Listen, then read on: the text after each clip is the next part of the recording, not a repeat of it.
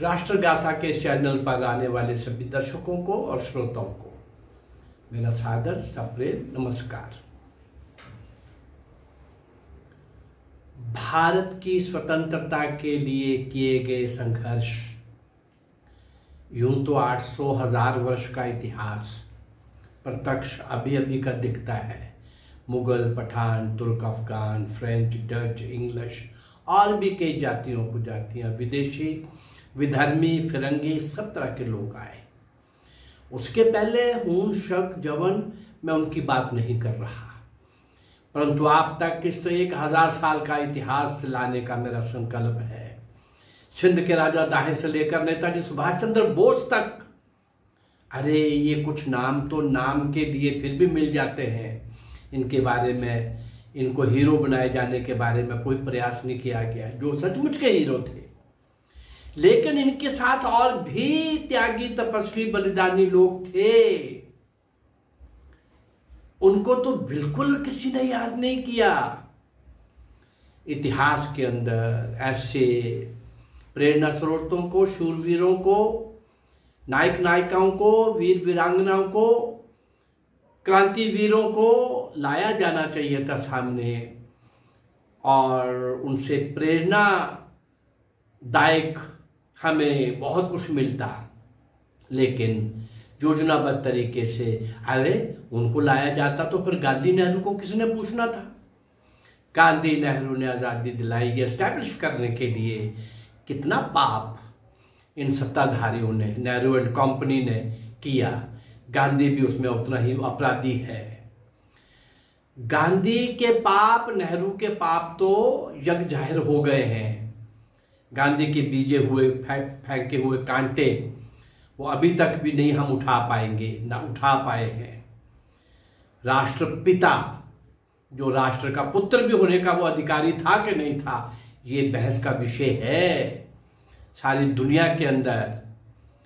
लेकिन नेहरू तो स्पॉन्सर्ड था, खरीदा हुआ था, उसका बाप भी खरीदा हुआ था। मैं तथ्यों के साथ 20 बार ये आपके सामने कई उदाहरण रख चुका हूं। चलिए, अभी तो मैं उन क्रांतिवीरों को आपके सामने ला रहा हूं। एक लंबी श्रृंखला 420 वीडियोस आप तक पहुंचा चुका हूं। आज ऐसे ही एक क्रांतिवीर, एक ऐसे ही भारत मां के सपूत को मैं आपके सामने रखने जा रहा हूं।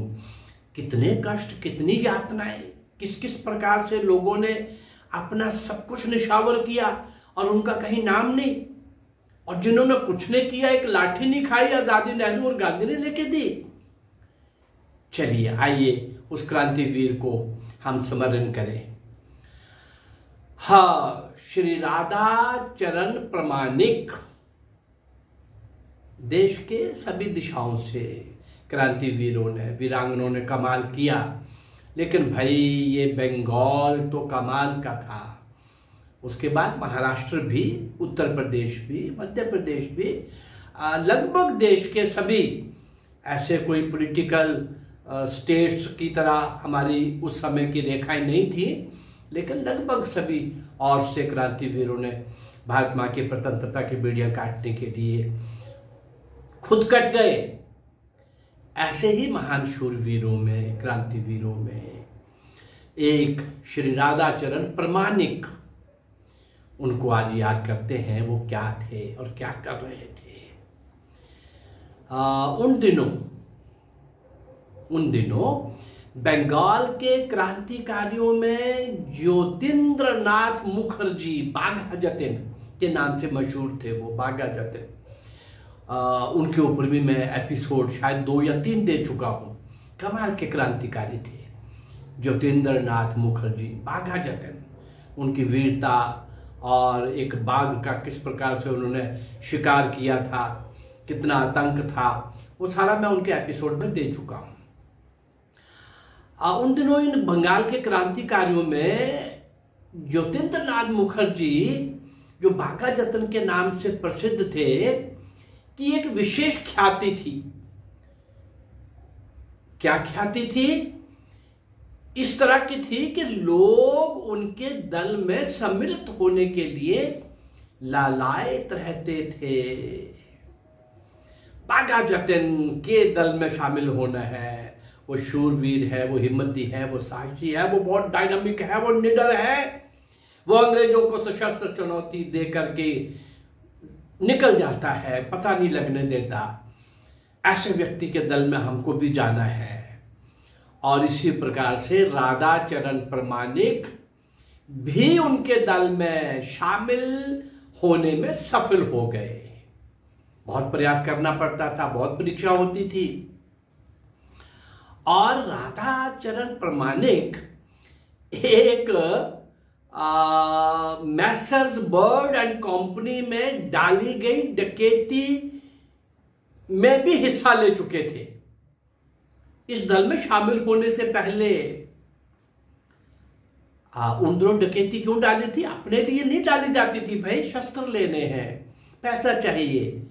कहीं से शस्त्र लूटे जाते थे, कहीं से पैसा लूटा जाता था। तो इतना तो वो कर चुके थे राधाचरण प्रामाणिक। और फिर जब इनके दल में शामिल हो गए, बाघा जतिन के दल में, तो अब पुलिस को तलाश तो पहले से थी, लेकिन राधाचरण प्रामाणिक बहुत दिनों तक पुलिस के हाथों पकड़े जाने से बचता रहा। लेकिन अंत तो गत्वा उसको पकड़ लिया गया, राधाचरण प्रामाणिक को पकड़ लिया गया। उस पर जो मुकदमा चलाया गया, उसमें 2 वर्ष के कठोर कारावास का दंड दिया गया। जेल में रहते हुए पुलिस को इससे, जेल में तो वो आ गए, बस काम खत्म हो जाना चाहिए था, जेल में पड़ा है, लेकिन नहीं, पुलिस को इससे संतोष नहीं हुआ। उस पर एक अन्य मुकदमा और चलाया गया और उसके अंतर्गत 7 वर्ष के कठोर कारावास का दंड मिला। जेल में रहते हुए सब प्रकार के अत्याचार किए गए राधाचरण प्रामाणिक पर, पाशविक अत्याचार, अंधत्व की बीमारी का आक्रमण हो गया।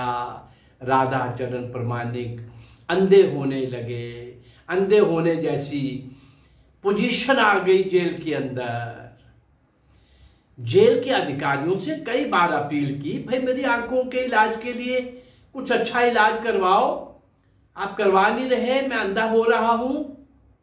पर हर बार ही उसकी प्रार्थनाओं की उपेक्षा की गई।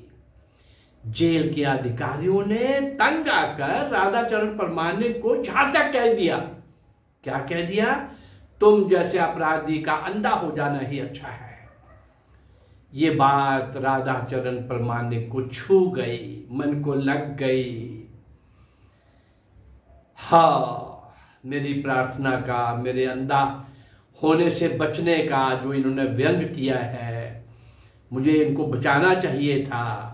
मैं इनका वैचारिक विरोधी हूं, मैं इनका उस प्रकार का दुश्मन तो नहीं था। मैं अपनी भारत माँ की स्वतंत्रता के लिए लगा हुआ हूं।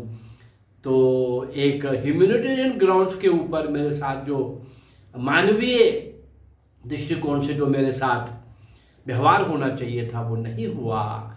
ये बात राधाचरण प्रामाणिक के मन को लग गई। उसने प्रतिज्ञा कर ली कि जेल में रहते हुए शासन के खर्च से इलाज नहीं करवाऊंगा। कुछ दिन बाद खूनी पेचिश की बीमारी भी हो गई।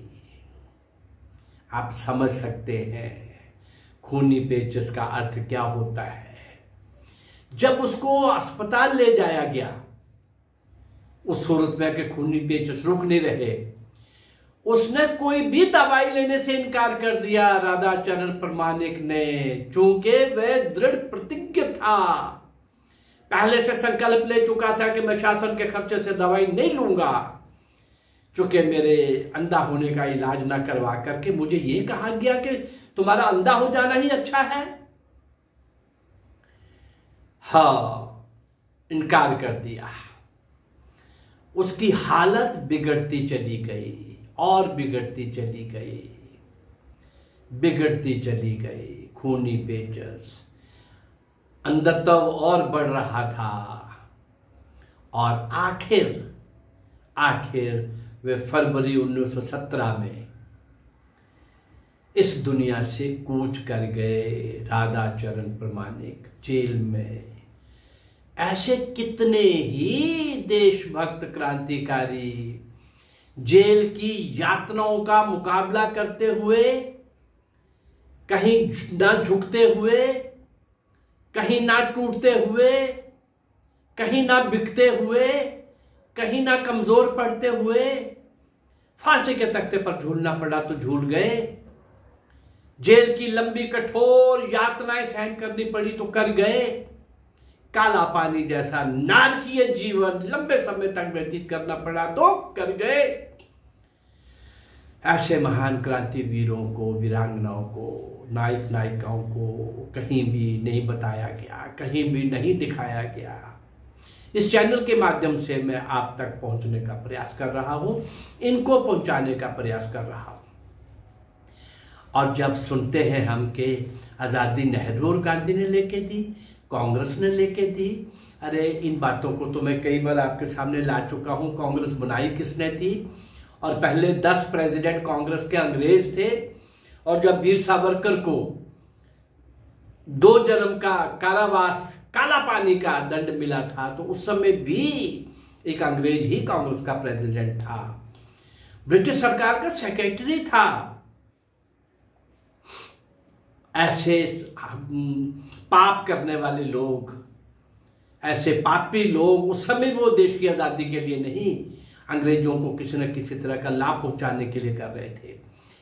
कोई कहेगा कि आजादी चरखे ने लेके दी, आजादी अहिंसा ने लेके दी, आजादी सत्याग्रह ने लेके दी। ये सारी बातें तो उनको सूट करती थी। भाई करी जाओ ना सत्याग्रह, आओ, 1 दिन रहो, 2 दिन रहो, 4 घंटे रहो, चले जाओ। नेहरू और गांधी तुम आ जाओ अंदर, 2 महीने रहना है, महीना रहना है, तुमको सेक्रेटरी मिलेगा, नौकर मिलेंगे, अच्छा बेड मिलेगा, अच्छी सुविधा मिलेगी, अच्छा खाना मिलेगा, आ जाओ, चले जाओ। ये तुमको सूट करता था। लेकिन जिन्होंने वास्तव में परिवार के परिवार, कल जो मैं आपके सामने रखा, अरे 4 भाई, चारों के बाद चारों देश के लिए, सावरकर, दोनों भाई काला पानी में है और एक दूसरे का पता नहीं। दोनों ही अलग अलग काली कोठरियों में, कोल्लू में बैल की तरह जुत रहे हैं। एक सरसों का तेल निकाल रहा है, एक गरी का तेल निकाल रहा है। और इतने लीटर अब तेल निकालना ही है, नहीं तो हंटर पड़ते थे। किसके लिए? देश की आजादी के लिए। वो लोग दीवाने जो काम कर रहे थे, जिन्होंने वास्तव में देश की आजादी के लिए बहुत कुछ किया, उनको ना ला करके जो पाप किया है, मेरी कोशिश है कि ऐसे अधिकांश, मैं सबको ला पाऊंगा ऐसा मैं क्लेम तो नहीं करता, पर अभी भी जितना मैंने सोचा था उससे बहुत ज्यादा आप तक मैं पहुंचा चुका हूं। 420, 421 वीडियोस आप तक पहुंचा चुका हूं। लगभग 1500 वीडियोस और 800,000 साल का इतिहास आपके सामने लाने जा रहा हूं। हाँ, इस पर आने वाले दिनों में एक बहुत बड़ा टीवी सीरियल भी बनने जा रहा है। इन सब लोगों को आज की पीढ़ी के सामने लाना, रखना, ये अवश्यंभावी है।